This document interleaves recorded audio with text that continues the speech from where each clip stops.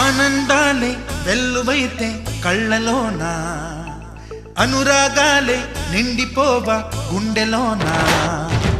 ఆనందాలే వెల్లువైతే కళ్ళలోన, అనురాగాలే నిండిపోవా గుండెలోన.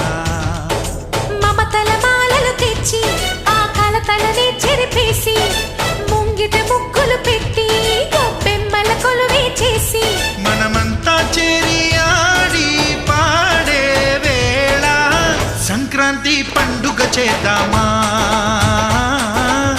సన్నాయి పాటలు విందామా.